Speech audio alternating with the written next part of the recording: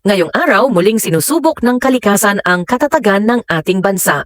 Papasok na sa Philippine Area of Responsibility ang Bagyong Uwan, taglay ang malalakas na hangin, matinding pag-ulan at panganib ng pagbaha at pagguho ng lupa sa iba't ibang bahagi ng bansa.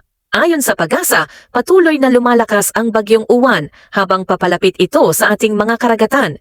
Ilang lalawigan sa silangang bahagi ng bansa ay nasa ilalim na ng storm signal warnings. Pinapaalalahanan ang lahat na manatiling alerto, makinig sa mga opisyal na anunsyo at sundin ang mga tagubilin ng lokal na pamahalaan. Huwag nating hintayin ang panganib bago kumilos. Siguraduhin ang kaligtasan ng inyong tahanan.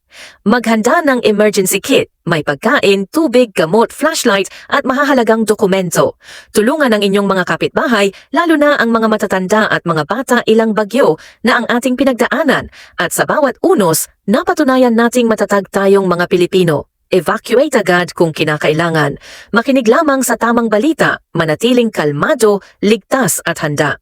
Ang Bagyong Uwan ay paalala na kayang subukin ng kalikasan ang ating tapang, ngunit hindi kailanman ang ating pagkakaisa. Sa pananampalataya, disiplina at pagkakabuklod, malalampasan natin ang bagyong ito. Sama-sama tayong babangon bilang isang matatag na bansa.